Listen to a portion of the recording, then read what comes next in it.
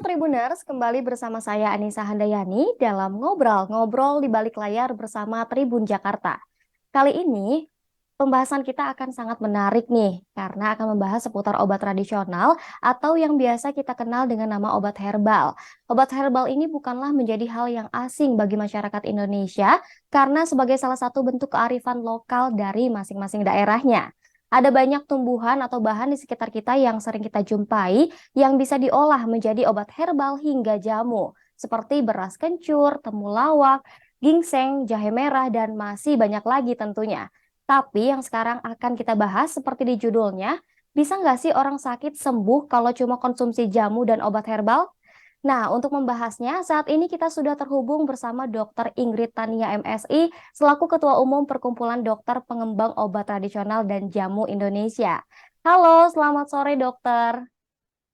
Halo, selamat sore Mbak, dan juga Tribuners ya, sebutan untuk para penyimak Tribun ya. Apa kabarnya nih dok? Alhamdulillah kabar baik dan sehat. Semoga yang menyimak juga sehat selalu ya. Alhamdulillah. Dok, ngomongin soal obat herbal dan jamu, sebenarnya pengertian, kriteria, dan penggolongan obat tradisional itu seperti apa sih dok? Iya, jadi obat tradisional sesuai namanya itu ada kata tradisional ya, atau dalam bahasa Inggrisnya traditional medicine. Jadi artinya suatu obat yang berasal dari bahan alam yang penggunaannya itu berdasarkan tradisi ya, turun-temurun dari generasi ke generasi. Jadi yang punya obat tradisional itu kan nggak cuma Indonesia ya, tapi negara-negara lain juga punya obat tradisional. Nah, kalau di Indonesia, obat tradisional atau obat bahan alam itu dibagi menjadi tiga, ya, tiga kategori. Kategori yang pertama itu jamu, ya, di mana jamu ini merupakan obat tradisional Indonesia yang berasal dari bahan alam yang memang penggunaan secara turun-temurun sehingga pembuktiannya itu secara pengalaman empirik ya. Jadi pembuktian keamanan maupun pembuktian khasiatnya berdasarkan pengalaman empirik dari nenek moyang kita yang terus diturunkan sampai generasi kita.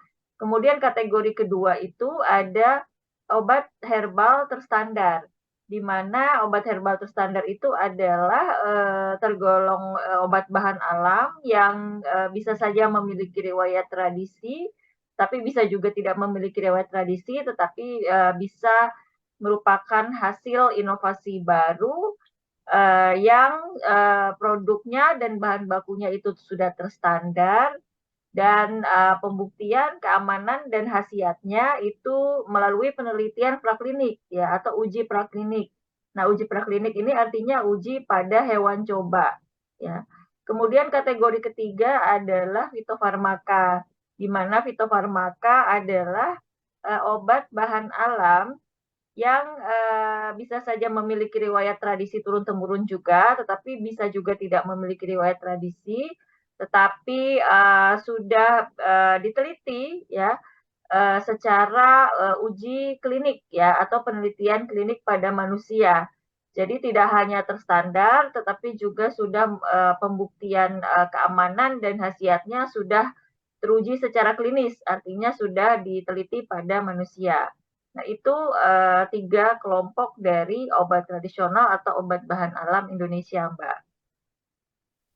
Baik dok, jadi memang sudah ada secara turun-temurun dan sudah teruji secara klinis juga ya dok, jadi aman gitu ya. Itu yang kategori fitofarmaka. Hmm. Tapi kalau kategori jamu dengan obat herbal terstandar itu terujinya bukan secara klinis, tapi terujinya melalui pengalaman empirik turun-temurun Hmm. ya untuk yang kategori jamu. Kemudian kalau untuk kategori obat herbal terstandar itu terujinya secara praklinik pada hewan coba Oke. ya. Jadi kalau kita membeli misalnya obat tradisional, itu biasanya ada logonya ya, ada logo jamu, ada logo OHT, atau ada logo fitofarmaka. Jadi kita bisa melihat tuh ini kategori jamu atau kategori OHT atau obat herbal terstandar atau kategori fitofarmaka. Oke, baik dok. Jamu ini kan sebenarnya khasiatnya juga sesuai dari kandungannya. Nah, tapi apakah orang yang sakit, misalnya nih dok, jamu yang berasal dari kunyit, menurut penelitian bisa atasi penyakit asam lambung nih. Apakah ini sepenuhnya sembuh hanya dengan minum jamu atau dan tanpa pertolongan medis juga? Iya, jadi berbicara soal penyembuhan penyakit itu kan banyak faktor ya Mbak ya. Jadi, penyakit itu sendiri juga ada macam-macam ya, jadi kita tidak bisa pukul rata. Jadi, kalau kita mau lihat peran jamu atau obat tradisional Indonesia secara umum atau obat bahan alam secara umum, bahkan ini juga berlaku di seluruh dunia ya, untuk pemeliharaan kesehatan dan juga untuk pencegahan penyakit itu tidak diragukan lagi ya. Jadi misalnya kita pengen, badan kita bugar, kita pengen imunitas tubuh kita baik gitu ya, kita pengen, lebih awet muda misalnya atau tidak atau mencegah penuaan dini atau, membantu mencegah penyakit-penyakit infeksi dengan imunitas atau daya tahan tubuh yang baik, maka sebetulnya itu keunggulan dari obat tradisional atau obat herbal ya. Itu tidak dimiliki keunggulan, dari sisi promotif dan preventif ya, dari sisi pemeliharaan kesehatan maupun sisi pencegahan penyakit itu tidak diragukan lagi dan bahkan itu, kegunaan tersebut tidak dimiliki oleh obat konvensional ya, atau obat kimia konvensional.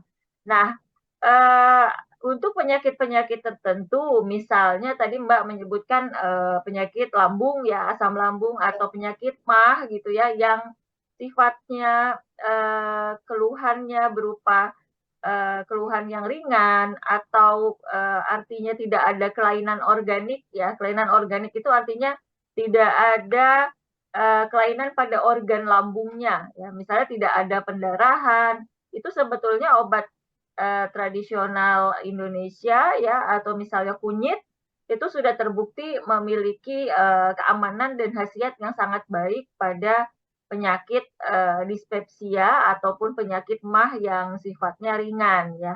Tentu saja walaupun sifatnya ringan, kan tetap saja untuk mengatasi penyakit tersebut tidak cukup hanya obat atau tidak cukup hanya obat, tradisional, tidak cukup hanya kunyit, tetapi, penerapan gaya hidup yang sehat karena Eee, umumnya penyakit MAH atau penyakit dispepsia, asam lambung itu terjadi karena gaya hidup, kita yang kurang baik ya, kurang sehat atau kurang disiplin. Misalnya kita tidak disiplin makan secara teratur gitu misalnya, atau kita tidak bisa mengelola stres ya, itu kan juga akan menimbulkan penyakit, asam lambung atau dispepsia sehingga penanganannya tidak cukup dengan kunyit saja, kan artinya kita tetap perlu mengatur pola makan kita sehingga pola makan kita seimbang, teratur gitu ya, tidak terlambat makan gitu. Terus kita juga bisa mengelola, stres, kita tidur juga teratur, terutama tidur malam, karena kalau kita begadang,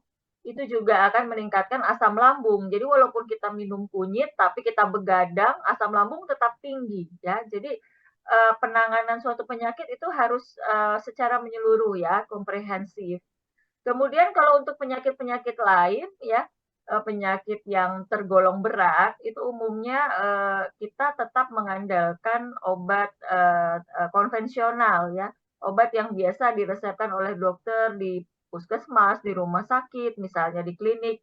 Tetapi bisa saja ditambahkan dengan, obat herbal atau obat tradisional, supaya, penyembuhannya lebih cepat ya, dan juga lebih terkontrol, lebih tercegah komplikasinya, dan juga bisa mengurangi efek samping dari obat, kimia konvensional. Misalnya kalau ada orang yang sakit tuberkulosis paru, artinya dia, perlu berobat ke puskesmas atau ke rumah sakit dan kemudian akan diberikan obat anti tuberkulosis ya, yang, harus diminum dalam jangka waktu minimal 6 bulan ya. Tetapi, sebetulnya kita bisa juga menambahkan obat, tradisional untuk mengurangi efek samping dari obat anti tuberkulosis. Karena umumnya obat anti tuberkulosis itu, menimbulkan misalnya gangguan pencernaan ya, efek sampingnya. Bisa juga gangguan fungsi liver. Nah, kalau kita tambah dengan konsumsi obat tradisional, misalnya kita tambah dengan konsumsi temulawak, atau kita bisa tambah dengan konsumsi sambiloto, itu akan mencegah terjadinya efek samping gangguan fungsi liver yang disebabkan oleh obat anti tuberkulosis. Di samping itu juga akan mempercepat penyembuhan. Baik, Dok. Nah, berarti Mm-mm. kembali lagi ke gaya hidup dan tergantung jenis penyakit yang kita derita ya, Dok. Betul, betul, Nah, betul, kalau Mbak. misalnya kita kebanyakan minum jamu, ini ada efek sampingnya nggak sih, Dok? Ya, sebetulnya minum jamu sepanjang yang kita jamu yang kita konsumsi itu benar, cara pembuatannya, cara pengolahan atau cara produksinya, kemudian kita minum sesuai aturan pakai atau takaran yang seharusnya, maka sebetulnya itu tidak berbahaya ya, bahkan memberikan manfaat. Tetapi jika kita konsumsi secara berlebihan, tentu akan ada efek sampingnya.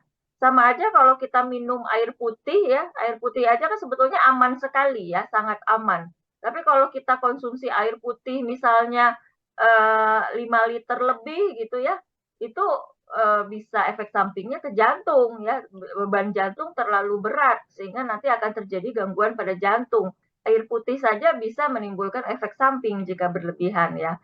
Begitu pula apapun yang kita konsumsi termasuk jamu, jika dikonsumsi secara berlebihan tidak sesuai dari takaran atau dosis yang amannya, maka akan menimbulkan efek samping.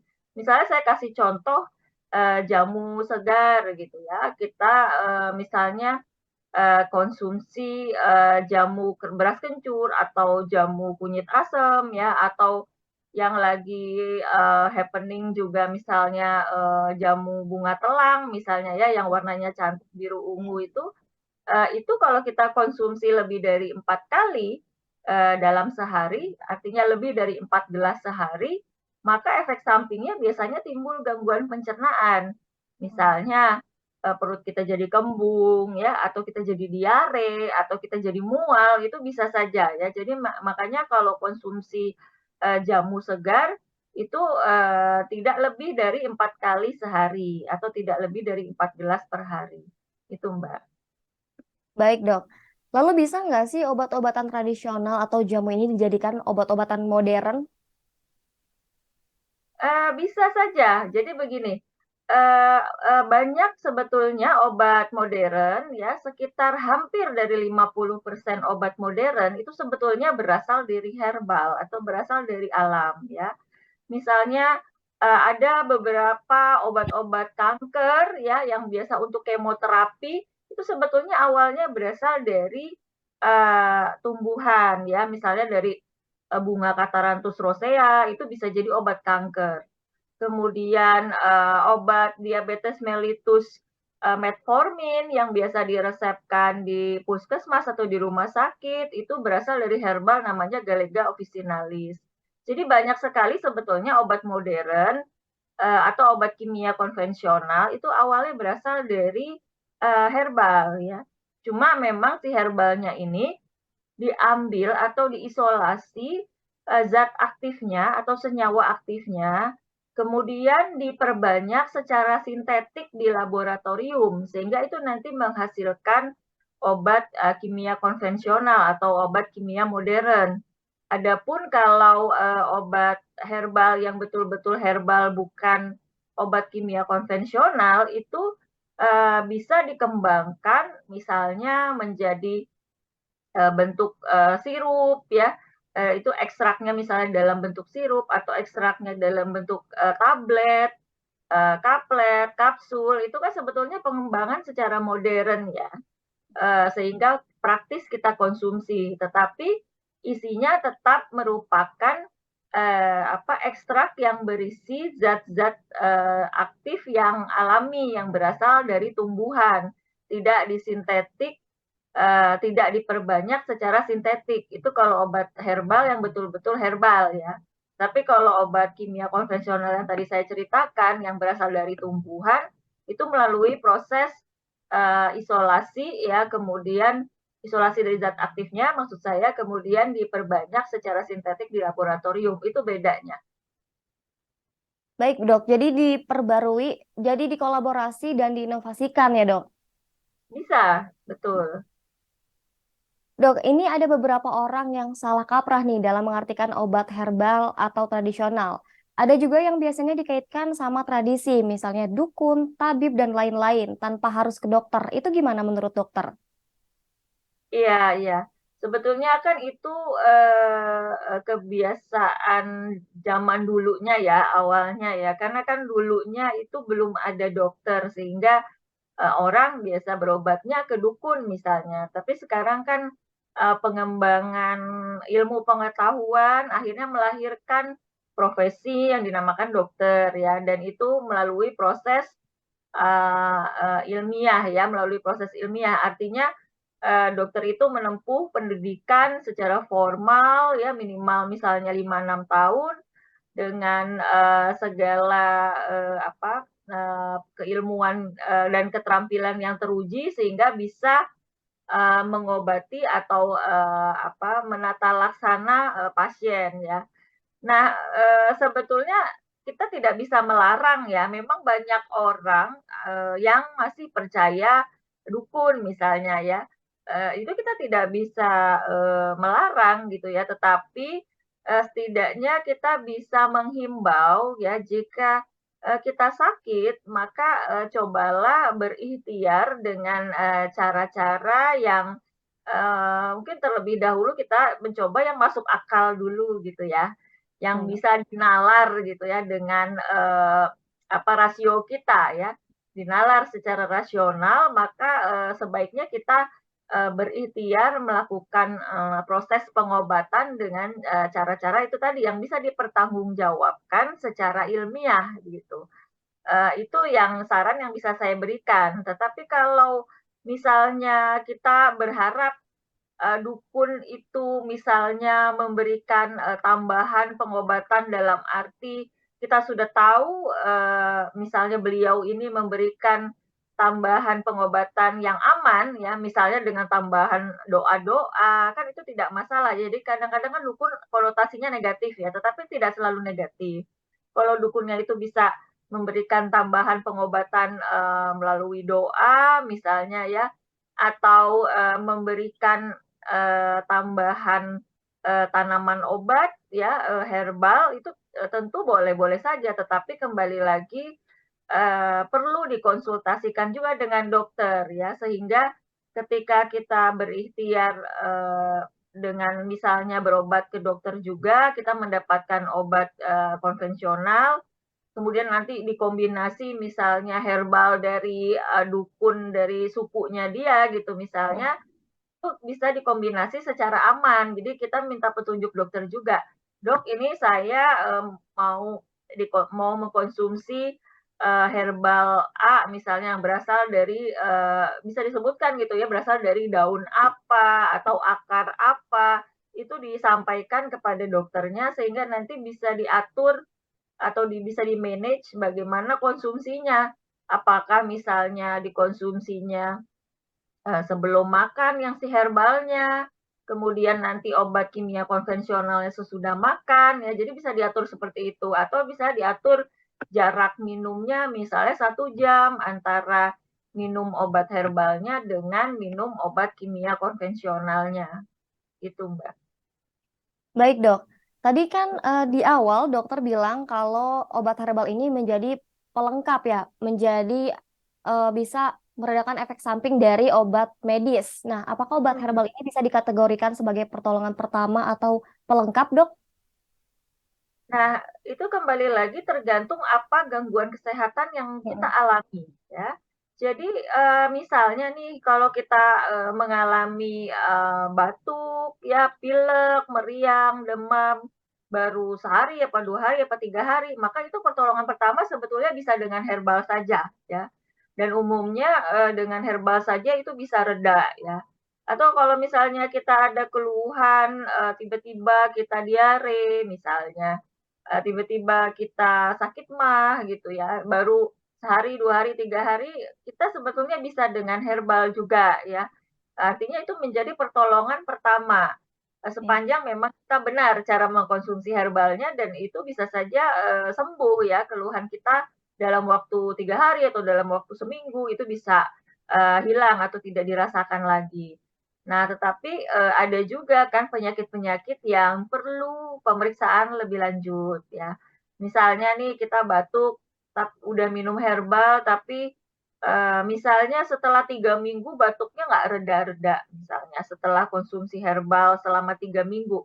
Nah, itu artinya kan kita harus, mengecek ya, Pertolongan medis juga ya. kondisi lebih lanjut ya, misalnya kita perlu periksa paru-paru kita ya, kita perlu periksa dahak kita. Nah, itu kan artinya kita perlu mencari pengobatan konvensional ya, secara medis atau secara kedokteran. Sehingga nanti ketahuan diagnosisnya apa misalnya. Misalnya, oh diagnosisnya tuberkulosis paru. Nah, kalau sudah tahu, sudah pasti ini, dari hasil pemeriksaan itu adalah tuberkulosis paru, maka yang dianjurkan adalah pengobatan medis konvensional, selama 6 bulan dengan kita boleh saja menambahkan, obat herbal untuk mengurangi efek samping atau mencegah efek samping dari obat medis konvensional dan juga untuk mempercepat penyembuhan dan mencegah komplikasi, itu Baik. Mbak. Bisa Mhm. berjalan beriringan gitu ya, Dok? Betul betul. Jadi bukan berarti dipertentangkan ya, tapi Ya. sebetulnya bisa disinergikan gitu. Baik, Dok, balik lagi ke jamu nih. Sekarang kan jamu tradisional sudah berinovasi, Dok. Salah satunya Mhm. dari kemasan dan varian rasanya. Nah, hal ini juga untuk membuat orang-orang lebih tertarik untuk mengonsumsi jamu. Nah, menurut dokter gimana nih pandangannya? Ya tentu bagus sekali ya, itu kan, sebetulnya, eee eee, kita, sesuai perkembangan zaman bahwa, proses modernisasi itu akan berjalan ya, kan tidak hanya di jamu saja, di segala bidang itu juga akan seperti itu. Untuk, tetap, bisa menarik gitu ya, untuk tetap, orang tertarik untuk mengkonsumsinya. Itu sebetulnya boleh-boleh saja ya, apalagi, jamu misalnya jamu segar. Kalau jamu segar dulunya kan dijualnya, dalam botol-botol kaca ya, kemudian di dalam, bakul bambu, kemudian Iya, dibawa oleh penjualnya dengan, yang disebut jamu gendong iya. berkeliling ya. Kemudian kan, mengalami terus proses modernisasi, sehingga kemasannya pun sekarang semakin bagus, semakin estetik gitu ya, dan juga semakin higienis juga misalnya, penjualnya juga semakin bervariasi, bisa juga dijual, di, pasar, tradisional, pasar modern, hingga marketplace online begitu ya, itu sebetulnya, bagus gitu karena jika ingin bertahan terus dengan, perkembangan zaman maka memang harus terus berinovasi gitu. Baik, dokter. Karena waktu kita sangat terbatas nih, Dok. Sepertinya sudah habis juga. Ini mungkin jadi pertanyaan terakhir dari aku nih, Dok. Nah, Mhm. apa harapan terbesar dari dokter untuk dunia pengobatan herbal dan tradisional ke depannya? Iya, tentu saja harapan saya dan juga harapan dari teman-teman dokter yang berkecimpung di bidang ini, teman-teman yang tergabung di PDPOJI misalnya ya, Perkumpulan Dokter Pengembang Obat Tradisional dan Jamu Indonesia, adalah supaya obat tradisional kita atau herbal kita semakin dikembangkan ya, sehingga, bisa dipastikan keamanannya, bisa lebih bagus kualitasnya, dan juga, efektivitas atau khasiatnya pun semakin baik gitu ya, semakin terbukti, semakin banyak khasiatnya, itu tentu harapan terbesar. Sehingga, masyarakat juga, semakin banyak yang mengkonsumsi, tidak ragu lagi misalnya akan keamanannya, bahkan mungkin bisa lebih yakin akan khasiatnya atau efektivitasnya. Jadi, artinya nih kalau kita lihat dari sisi kebangsaan ya, si obat tradisional kita ini menjadi tuan rumah di negeri sendiri ya, untuk kemudian menjadi, tamu terhormat di negara lain. Jadi tentu yang pertama-tama adalah kita kembangkan untuk kepentingan bangsa kita sendiri, untuk kepentingan kesehatan bangsa kita sendiri. Baik Dokter Ingrid Tania MSI, terima kasih ilmu dan pengetahuannya yang sudah dibagikan ke Tribuners di rumah dan pastinya sangat bermanfaat banget nih Dok. Iya, sama-sama Mbak. Semoga bermanfaat dan semoga Indonesia semakin mandiri ya dalam Amin. kesehatan bangsanya dengan obat-obat dari bahan alam. Ya, bahkan bisa go internasional nantinya ya Dok. Iya, betul, betul. Baik Dok, Betul, dan terima kasih saya banyak ya. insya Allah akan berangkat ke China Wah, untuk memberikan kuliah tamu tentang obat herbal tradisional Indonesia. Jadi semoga yang seperti ini kita bisa bantu terus perkenalkan juga ke luar negeri. amin. Baik Dok, terima kasih atas waktunya dan semoga kita bisa ngobrol di lain waktu ya Dok. Semoga harapan Ya, dan kedepannya bisa tercapai. Sehat selalu ya Dok. amin, amin, amin. Sehat selalu juga Mbak dan juga seluruh kru Tribun dan Tribuners. Gimana Tribuners? Seru dong pastinya obrolan kita hari ini. Jadi jangan lewatkan episode ngobrol selanjutnya hanya di YouTube Tribun Jakarta. Saya Anissa Handayani, pamit undur diri. Sampai jumpa.